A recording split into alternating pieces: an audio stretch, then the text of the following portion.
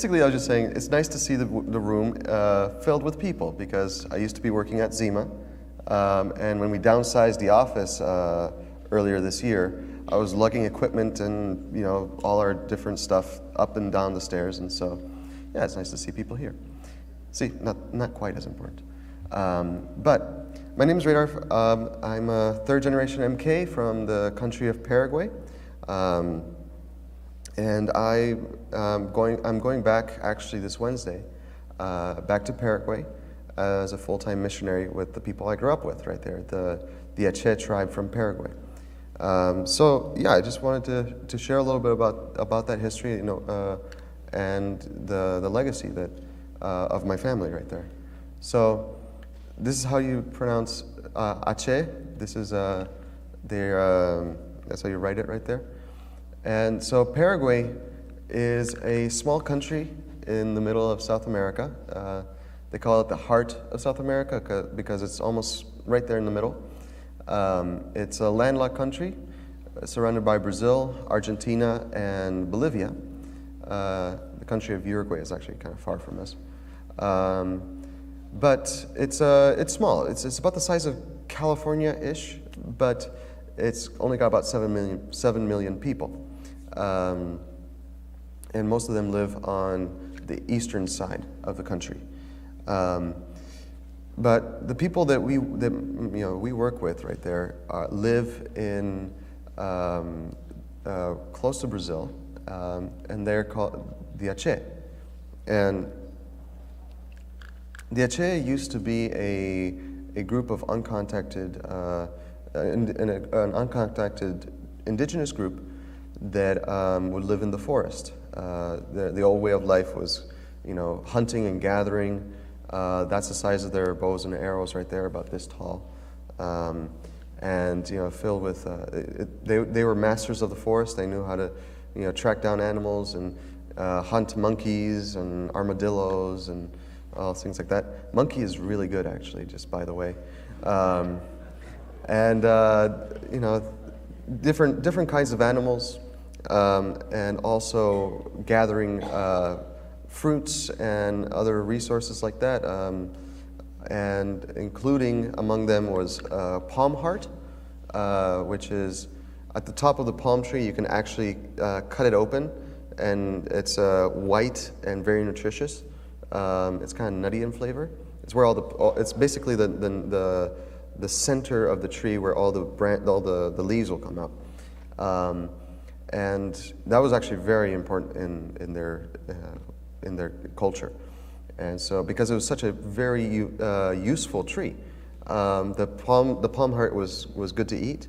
The leaves, you could make the bags right there that they could make they could weave bags out of it, and also when you cut it down, you just have to make some cuts into the wood, and since they were nomadic, go away for another season, and then come back, find the trunk, and be filled with all sorts of wonderful grubs. Very, very good to eat as well. Those ones are the better ones. Those are kind of buttery, cheesy in flavor. But they're pure fat, so it's good protein. And of course, there'd be hard times sometimes. So you would eat stuff like this that was going to keep you healthy, right? And so this is the Ache way of life. Their whole culture was based on cooperation. They didn't use money. They didn't have anything really. They didn't call anything their own except their bow and arrows, because it was the culture was of sharing. That was the baseline of everything. The biggest sin you could have in the forest was being stingy. That was the cardinal sin. But this old way of life came to an abrupt end back starting really from the 50s and 60s up until about 99 or so. But really it started around the 60s when the forest was completely destroyed. So Paraguay, Eastern Paraguay went through a dramatic change where The government really encouraged immigration to come in because they were building the biggest hydroelectric dam in the world. So in order to provide, millions and millions and millions of megawatts of electricity for Paraguay and for Brazil. So they needed people to come in to work on in that big project. And then after that came the farmers, because the land is so fertile.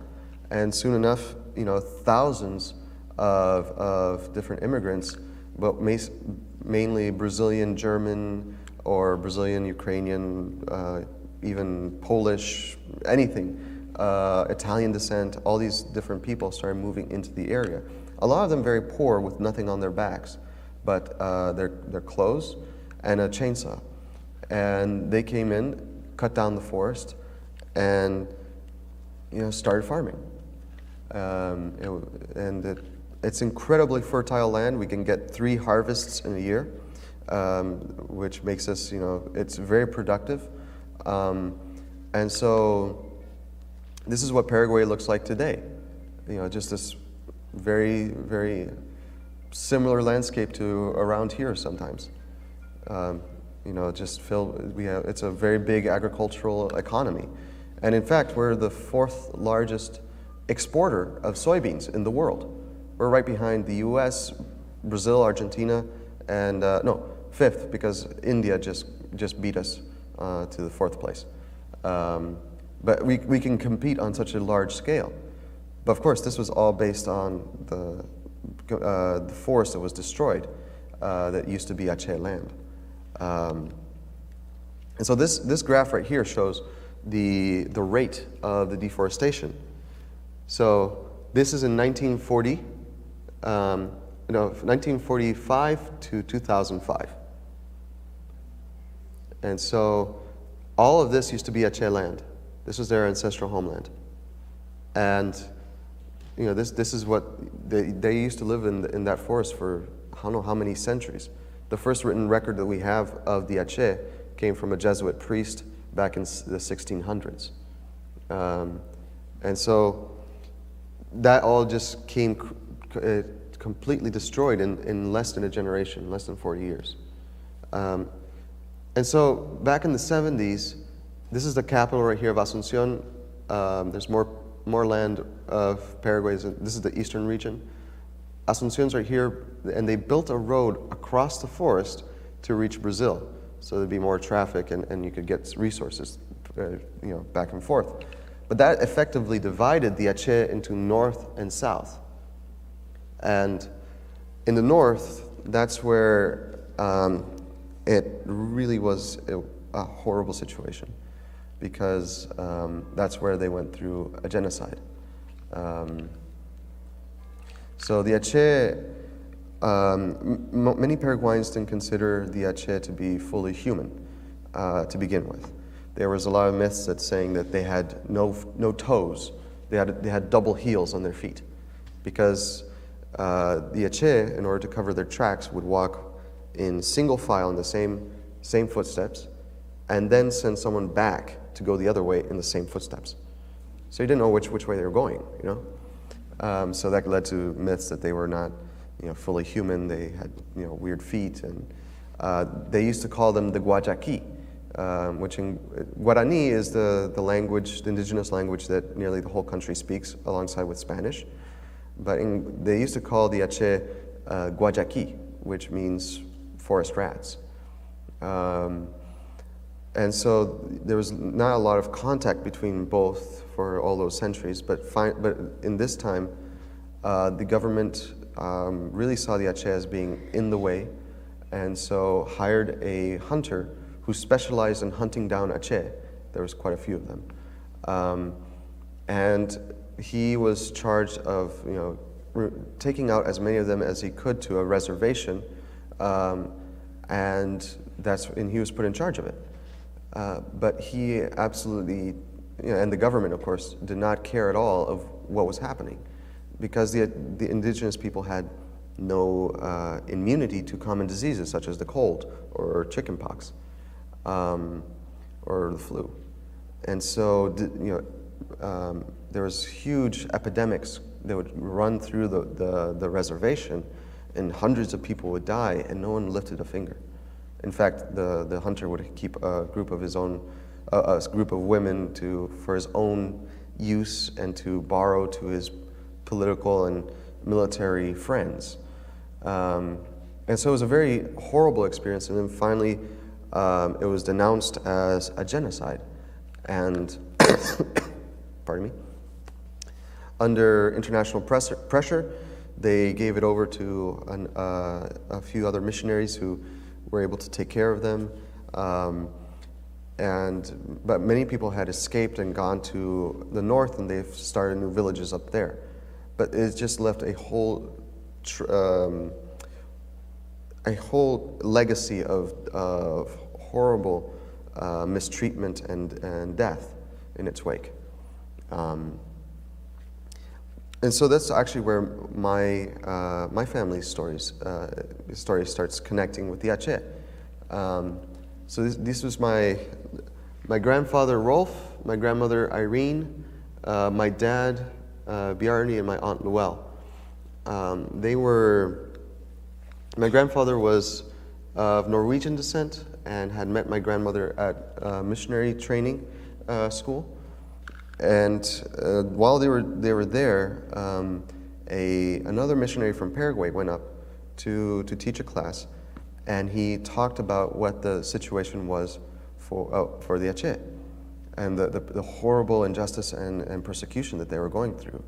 And so that's where my grandparents felt the call, and they were working as missionaries for about 15 years. My grandfather tried to contact the Ache once, but he had so many attacks of malaria that he couldn't stay longer. But then he started working with other tribes in different parts, some in Bolivia, some in western Paraguay.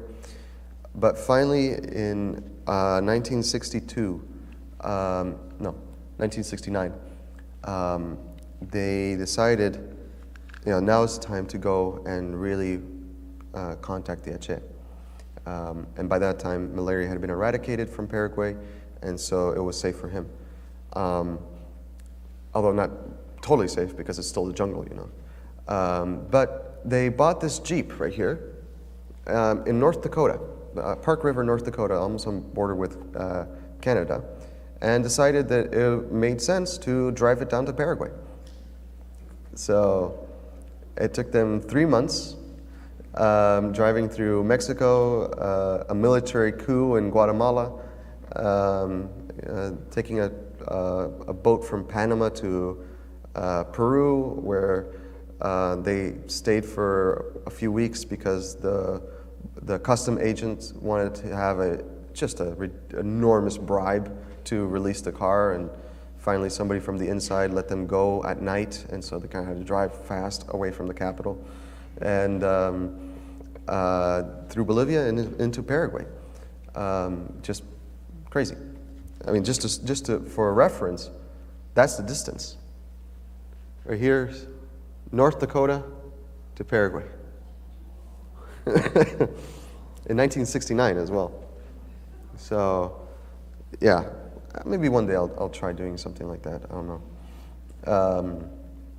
But they settled in the southern part where the southern Ache had not been contacted, and that was their heart. Their heart was to reach the group that was not out of the forest yet, and protect them from such a fate as the northern had gone through.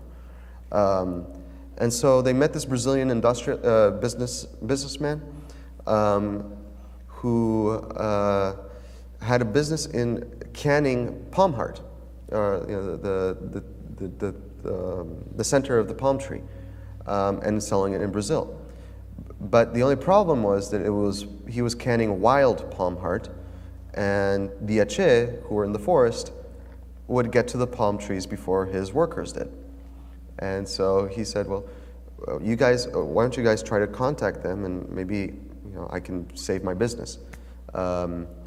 He later just gave up on the idea and did just regular agriculture. But he provided my grandparents a place to stay in this abandoned logging port called Puerto Barra. It was a place where many decades ago people would throw logs down the river to a sawmill, but had been abandoned for many decades. And they built their house and they started searching for the Ache. And back then, these were one of the first people into the area. That was how difficult it was to get to their house. And you always had to carry just about 5 things in your car: an extra can of gas, another can of gas for the chainsaw, which is also the other thing in the car, a chain, and a shovel, because when it rained, it was hard to get through as well. But they had a very interesting ministry, is where hundreds of Brazilian immigrants, fresh into the country, are passing by all the time and getting stuck in the mud. And so what they would do was they would try to get them out, and if it got too late, they could stay at their house. My grandfather and the family would witness to them, and they'd also ask them if they had seen any signs of the Ache, if they had seen any tracks or anything like that. And it was through one such person who had a lead that they heard about Lorenzo Crachoggi, right there. So Lorenzo was an Ache man whose family and clan had been ambushed by hunters when he was very young, probably about 13 or so. And the people who resisted were shot, and the rest were tied with barbed wire, and they were taken to a nearby town where he was traded for a milking cow. And so he grew up doing all the heavy labor in the house, and of course, his Paraguayan master said he was his adopted son. He's not a slave; he's an adopted son. But of course, there's no difference right there. And so my grandfather was able to rescue him from that situation. And he became the key member of this whole story, because he knew Ache, and he knew how to move in the forest, how to follow their tracks. And so he became the guide and interpreter for my family. And so they started searching for the Ache in this huge forest, and going into my grandfather, my dad, who was about 14 when he began, Lorenzo Crachoggi and a Paraguayan colleague called Alejo Benitez would just go for weeks on end into the forest and try to catch up with the Ache. And it took them 5 years. Over the course of 5 years of doing that, they only had 7 face-to-face encounters with the Ache. And they actually went 4 years with only seeing them 2 times. And the last years when they really started interacting with the Ache. And every time that they met up, my grandfather would insist, "You are invited to the place where the 2 rivers meet, which is Puerto Barra, and sorry, and you will be safe there." So it took them a while for the Ache to trust this white man, and finally in the last year they decided, all right, we'll take this leap of faith, and that's when the Ache in the south came out of the forest. These were the last of the about 3 major clans in the south that had lived there for many years and had banded together for out of desperation and for safety.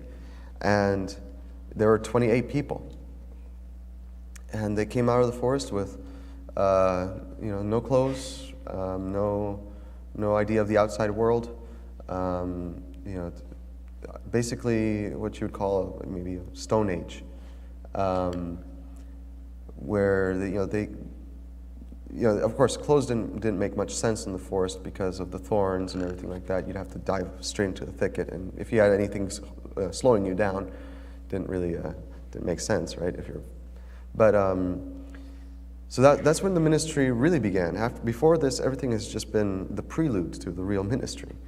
And so my parents especially started getting involved in the work. My dad was 17 when they came out of the forest, and it was a process of teaching them the skills that they needed to survive in this new globalized world.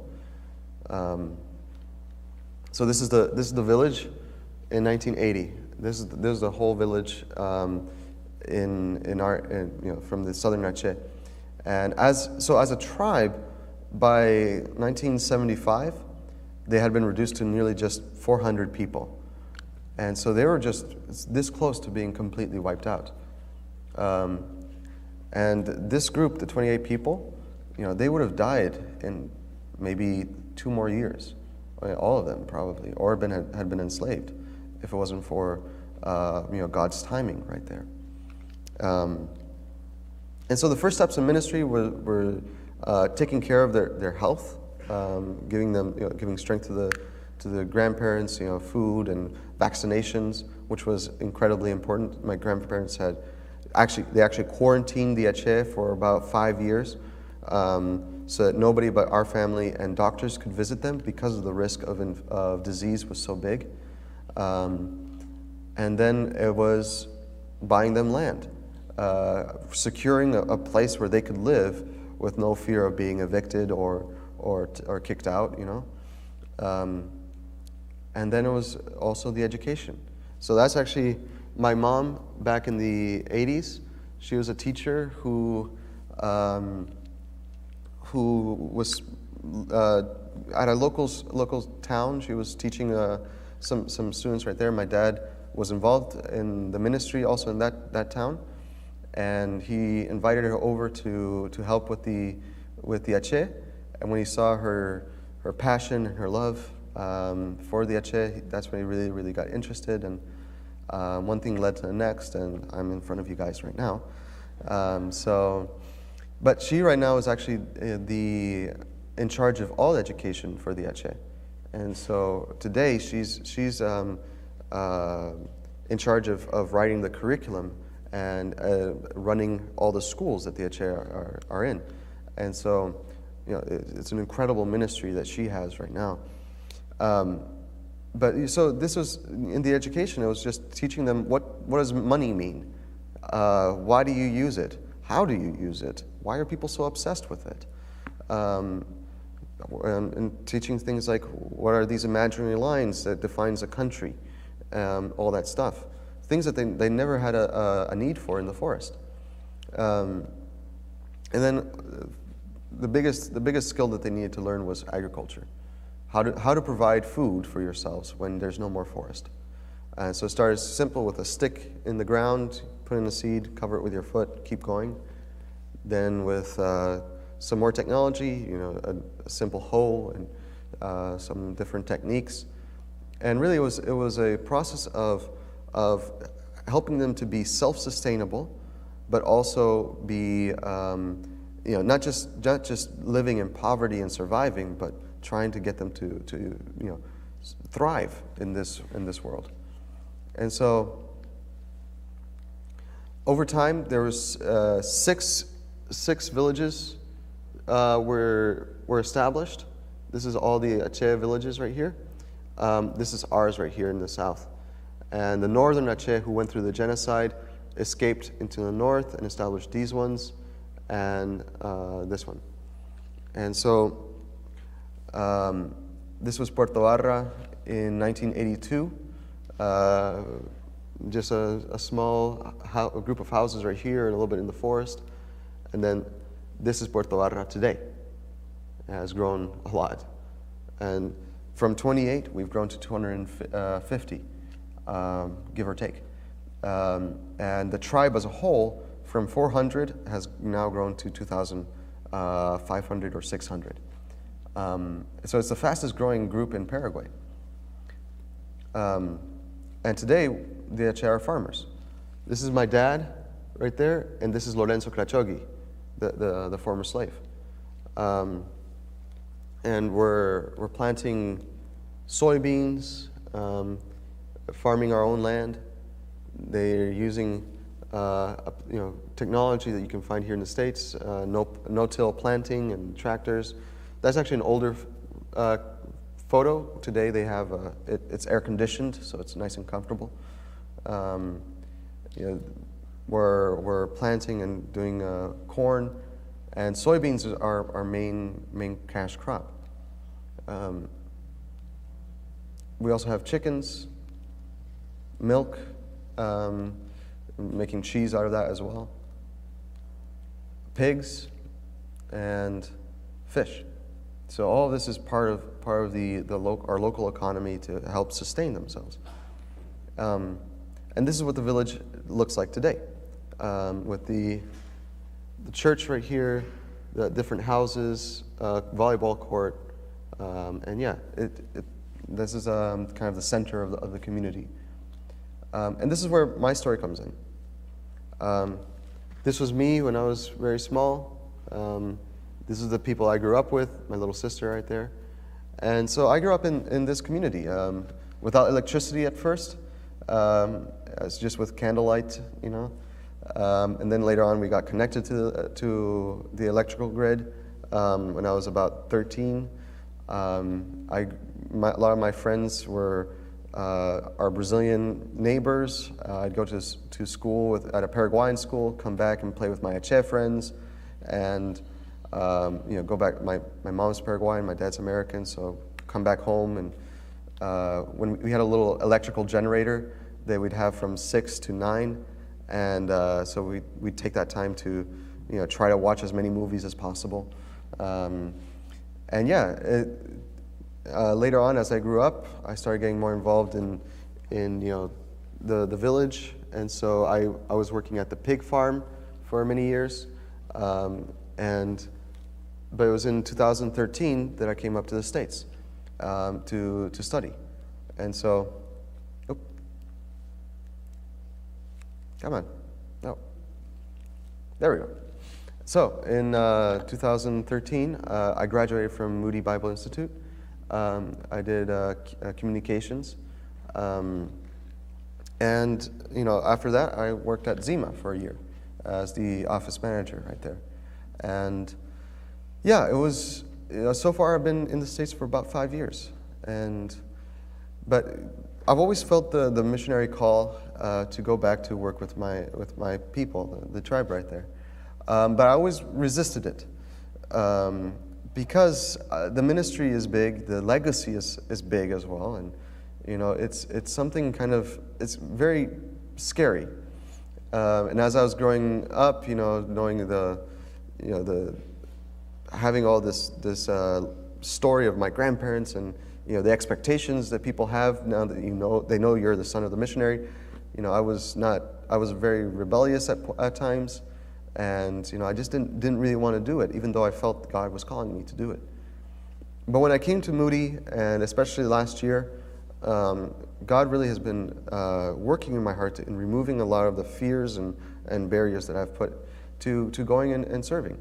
In particular, I always was comparing myself to my grandparents and to my dad, who've dedicated their whole life to the work and are amazing people, and I felt I could never measure up to that. Like, how can I measure up to a grandfather who drove from North Dakota down to Paraguay? But really, God has been showing me it's not about me; it's about His glory and about serving His people. And so now, yeah, finally, I'm really going forward now as the third generation missionary. And so today in our village we have a lot of tensions, though. When I went back in July for a short visit before I came back here for one last stint here, and a lot has changed. One of the particular things is that there's a lot of generational conflict right now between the younger generation and the older generation, which is nothing new all across the world, right? And so, in this, this is something that you can see in like family-owned businesses, right? Maybe the first generation starts a bakery. As they get older, they can't keep up as much. So one of the children keeps on working there, but it's really the grandchildren where you don't really know if they're going to continue it or not. many times they don't, and the business closes.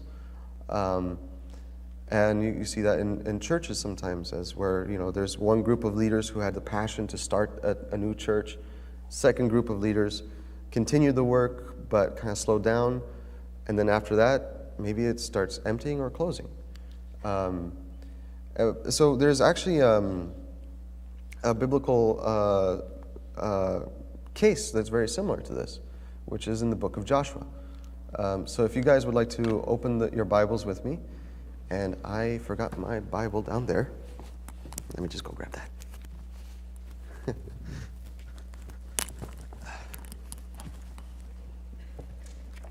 So in the last chapter of Judges, sorry, not Judges, Joshua. Joshua 24 and verse 15. I'm pretty sure you've all seen it before, at least that verse. You can see it on calendars, on Facebook, nice little background, and but as for me and my house, we will serve the Lord. But the context of this passage, specifically this line in verse 15, is very, very important, because Joshua has gathered all of Israel together at one place. And he's an old man. He's really getting near the end of his life right there. And he's been leading Israel for many, many years. He was the one who led the people of Israel into the promised land, led them through all the wars that they had. And now they're finally established in the land that God promised them. And yet he knows that he's going to have to pass on leadership to a new generation. And so he calls them together, and in the first part of this passage, he gives this long story, an overview of Israel's history from Abraham to that point in time when they've just come into the land. And so now so in verse 14 he says, "Now therefore fear the Lord and serve him in sincerity and faithfulness. Put away the gods that your fathers served beyond the river and in Egypt, and serve the Lord. And if it is evil in your eyes to serve the Lord, choose this day whom you will serve, whether the gods your fathers served in the region beyond the river, or the gods of the Amorites in whose land you dwell. But as for me and my house, we will serve the Lord." So this is a challenge that he gives to the new leaders that are coming after him. What will you do? You've seen how God has worked in your lives, the amazing things he's done, from your grandfather's grandfather, all the way back to Abraham, but you've seen it also in your own lives. This is the generation that came into the land, who had seen Jericho's walls fall down, who had prevailed over their enemies, and yet they still need to make a decision. And so he says, choose right now. There's a lot of other options out there. There's a lot of other idols and gods that you could serve. But as for me and my house, we will serve the Lord. At least Joshua knows where he stands. And remember, Joshua comes from a generation that utterly failed. He was from the generation that came out of Egypt, were wandering in the desert going towards the promised land. And Joshua and Caleb and the others of the 12 spies went into the land to see how it was, came back, but only 2 people, Joshua and Caleb, decided this was possible. Let's follow and trust in the Lord. Everybody else failed. So God, the consequences for that sin was that the rest of that generation would die in the wilderness. They wandered for 40 years. So, and when Joshua and Caleb stood up among all the people and said, "No, let's keep going," they almost died. They wanted to stone him. So he knows that there is a cost involved. It's not easy. And so in this case, the Ache, we can compare this first generation to the first generation of Ache that came out of the forest. My grandfather preached the gospel to them, and these are the parents and leaders at the time, and he preached the gospel, and he said he he preached the full gospel, and the Ache believed together as a group. Because in the forest, they used to fear the spirits of the forest and worship them in a lot of fear. But they would look up at the stars, and they knew someone had created everything, but they didn't know who it was. So when they heard the gospel and they heard about the love of God, that's when it clicked. Okay, so this is the one we've been looking for. And they all came together as a group and believed in Christ. And so today they're still the most committed believers in Puerto Barra. But then after that comes the second generation. And so, in this passage, verse 16, it says, "Then the people answered, 'Far be it from us that we should forsake the Lord to serve other gods.'" Pardon me. "For it is the Lord our God who brought us and our fathers up from the land of Egypt, out of the house of slavery, and who did these great signs in our sight, and preserved us all and in all the way that we went, and among all the peoples through whom we passed. And the Lord drove out before us all the peoples, the Amorites who lived in the land. Therefore we will also serve the Lord, for he is our God." So, but Joshua right here in verse 19 says, "But Joshua said to the people, 'You are not able to serve the Lord, for he is a holy God. He is a jealous God. He will not forgive your transgressions or your sins. If you forsake the Lord and serve foreign gods, then he will turn and do you harm and consume you after having done you good.'" Now Joshua gives them a very, very stern warning. Don't take this decision lightly. You can't serve the Lord just in your human strength. And especially not even today. The only reason why we can serve the Lord is through the Holy Spirit. And so, but he's saying, count the cost. This is not going to be easy. And yet they decide, we will serve the Lord. And then at the end right there it says, and in verse 31, "And Israel served the Lord all the days of Joshua and all the days of the elders who outlived Joshua and who had known all the works that the Lord had made." And so here we see that there was a transfer of that commitment from the first generation to the second generation. And in Puerto Barra, that second generation were the young people who came out of the forest, or even the kids. These are the current leaders today, and my dad and my mom. And they've continued on the work. My dad working with them in agriculture and everything. My mom in education, and the leaders right now being the ones who have to make these decisions that they are coming. The different complexities that they have to deal with. But also is in this generation that the Bible was translated, or at least the New Testament. And we're going right now into translating the Old Testament, which might be done in a few years. And so this generation served with its ups and downs, but they're still committed. But then comes the third generation. Oh, yeah, that's when we were distributing the Bibles. But then comes the third generation. And we skip over to the book of Judges, chapter 2. And here we see, basically in verse 6, a word-for-word repetition of the last few paragraphs of the book of Joshua. Joshua dies, he's buried. And then in verse 10 it says, "And all that generation were also gathered to their fathers," the second generation who followed. "And there arose another generation after them who did not know the Lord or the work that he had done for Israel."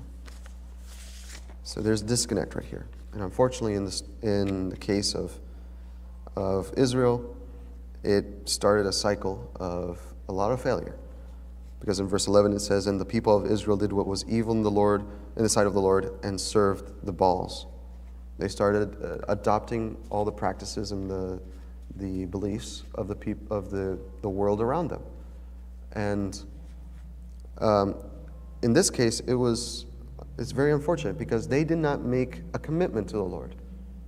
They thought that everything else out there was better. And so today, this is the big challenge that we're facing in Puerto Barra, among the Ache.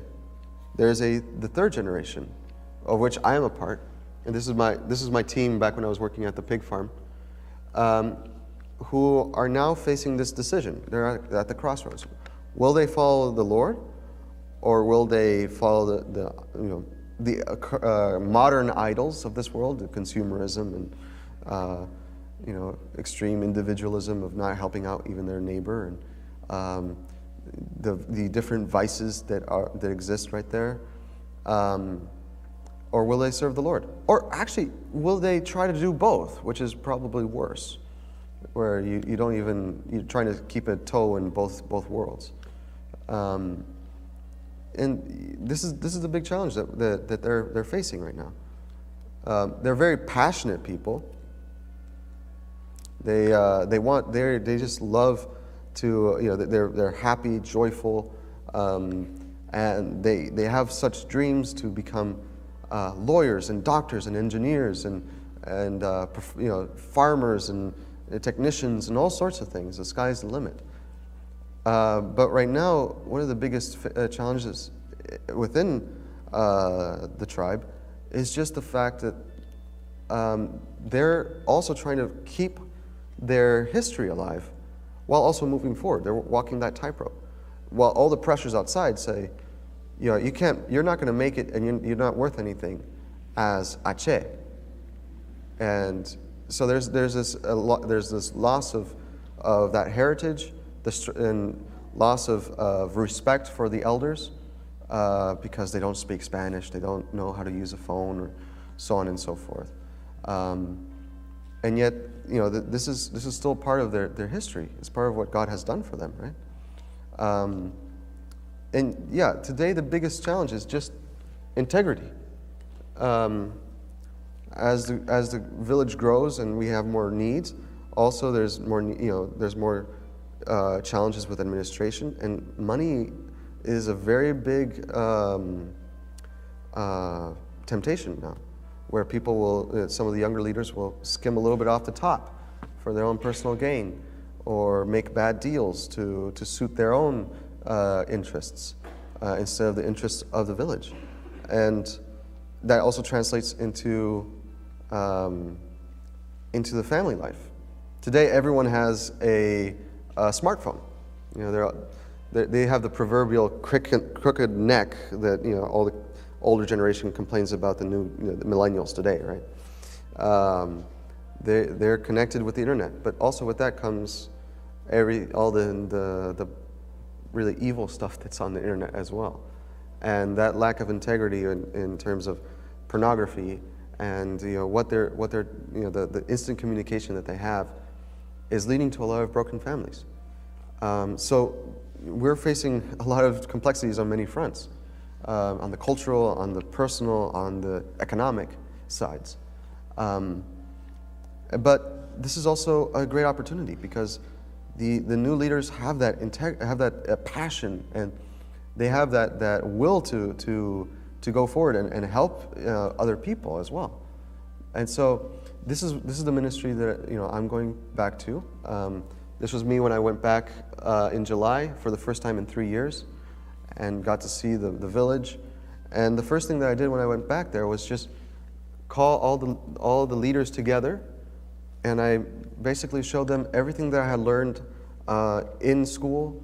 I had showed them like what I worked in, like some of the stories of how hard it was to do that, and what I learned working at Zima, and how sometimes that was a very big challenge as well.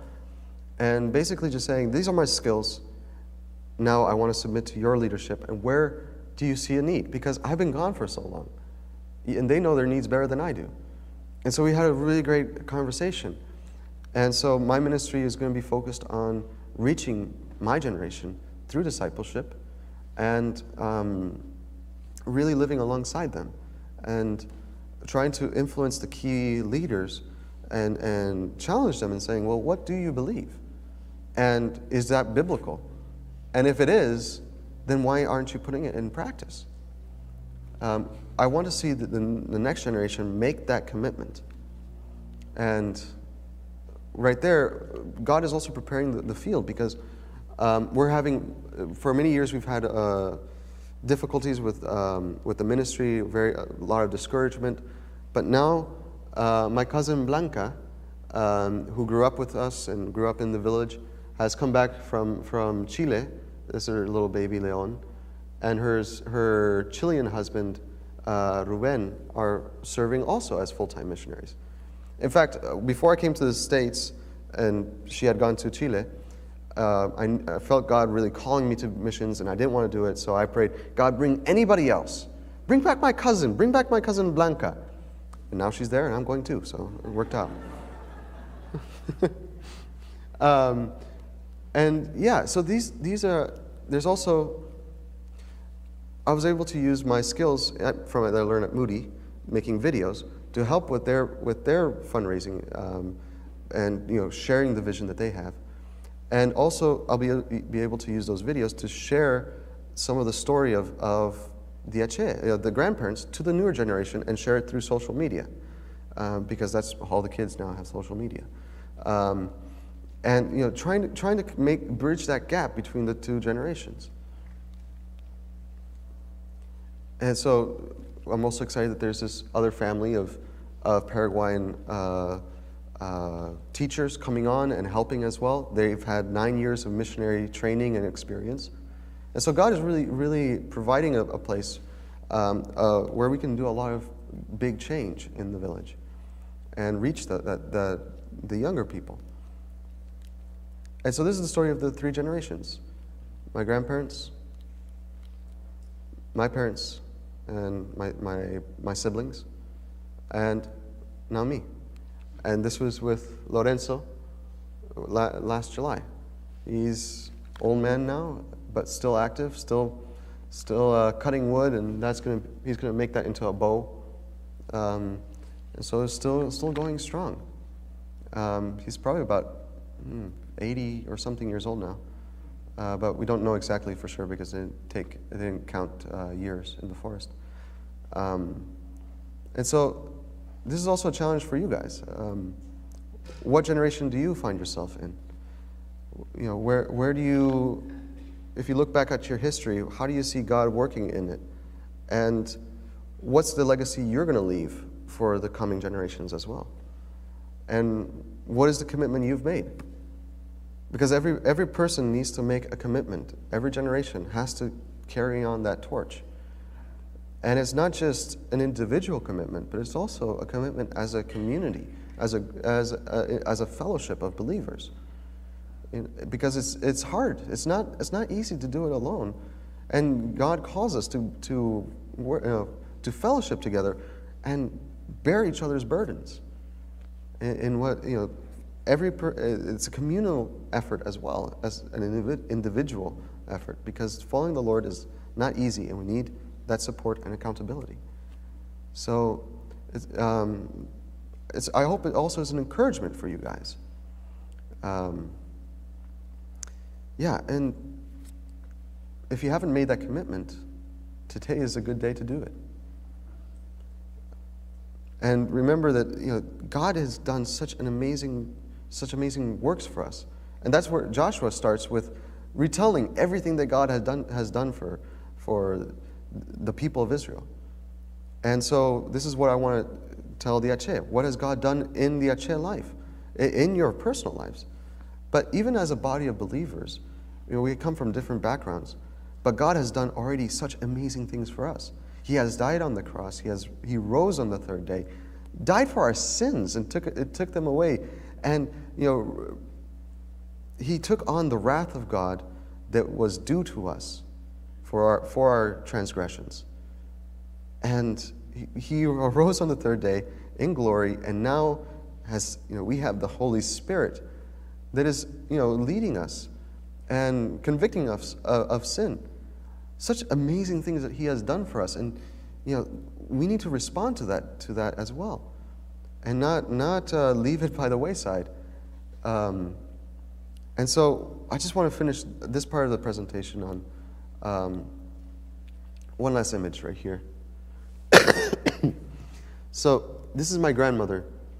You can't barely see her, but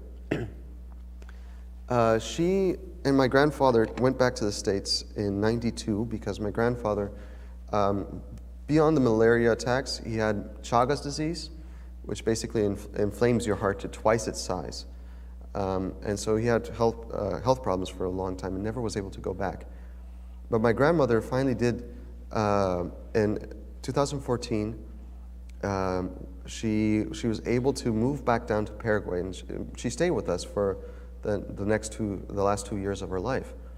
And there she was able to be surrounded by all the 4 generations actually of the Ache. And this was the cake they had on her 90th birthday. And so there's just all this joy right there. And it's really touching for me because rarely are you able to see just a glimpse of how many people can be affected by one life that's totally lived for Christ. And so this is a bit of what, you never know how many people will come in heaven and say, I'm here because of, your service and your faithfulness. So it's an encouragement for you too. We're not doing this in vain. And yeah, I hope this has been something that you guys can think about, and really an encouragement to keep going and keep working, reaching other people for Christ, and living out that full life for Him. So, how much more time do we have? Show the video. Yeah. So I have one more video, and this is basically just about a 6-minute slice of what it's like to live in Puerto Barra. It was my first weekend back after 3 years, and they had a huge celebration, and everyone was cooking and eating together, and it was cold because it was winter down there in July. It was about 50 degrees outside and rainy, so not that nice. But everybody had a good time anyway, despite that. So yeah, just show you the video right now.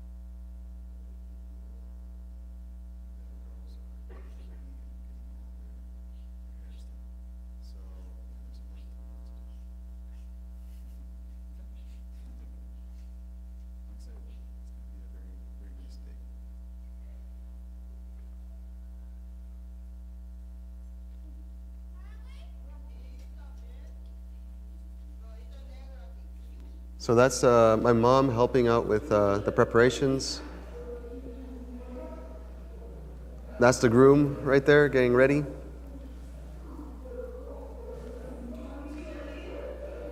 The bride.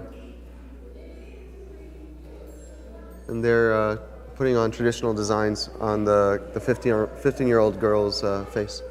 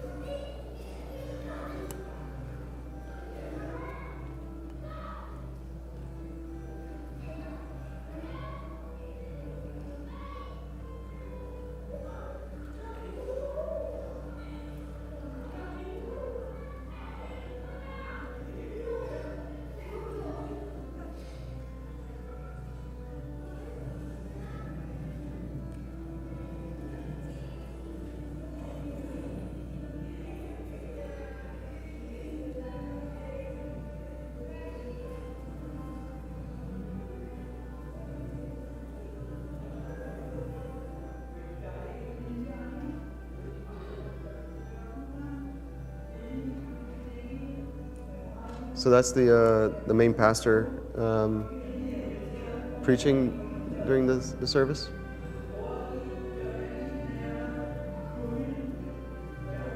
Saying that Rufino will no longer be known as just that, but now he's Mr. Rufino. He's got all these responsibility. And my dad is preaching right there about transparency and integrity in the family life.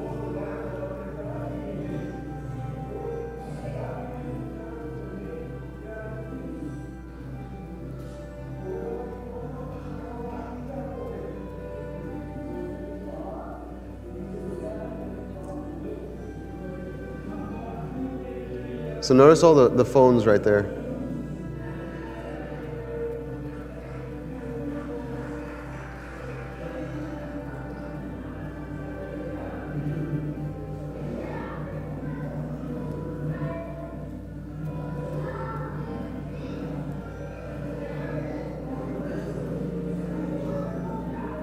The HR are very emotional people, so every time that there's a big event, there's a lot of tears and a lot of, hugging. That's my sister right there in the polka dot.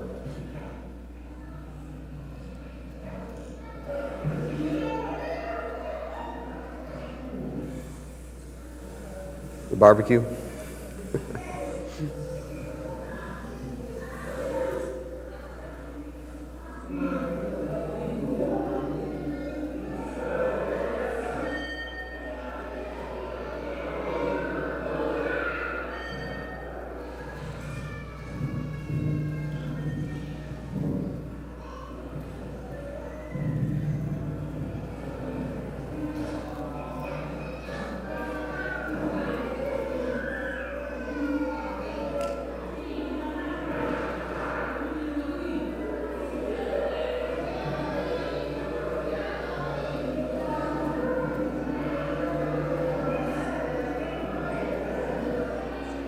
And that's the cake.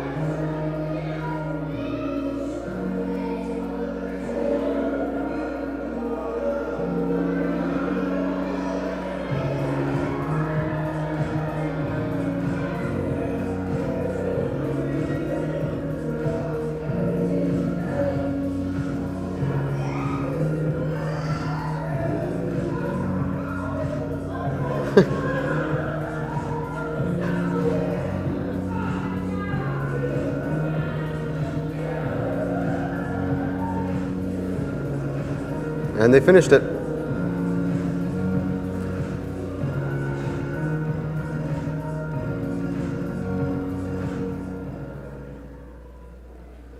What is everything you said? Laughing and eating and a lot of cake. And yeah, it's been wonderful to be back home. It's quite raining and cold and all of that.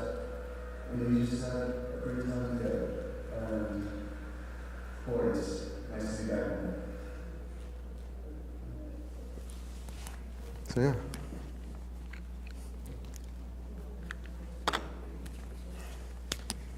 That's the best missions conference I've been to in years. I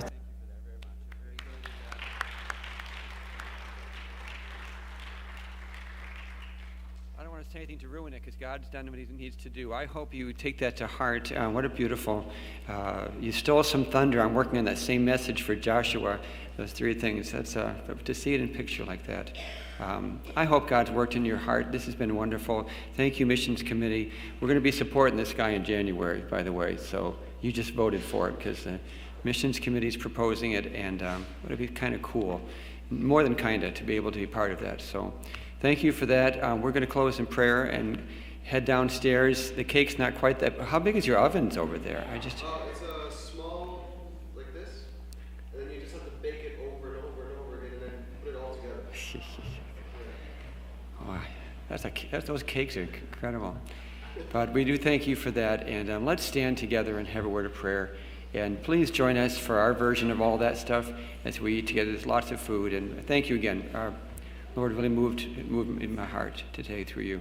Richard Moore, would you pray? Either come up here or from there, one of our missions committee members. But would you pray for the food, pray for our brother and his family as well, please?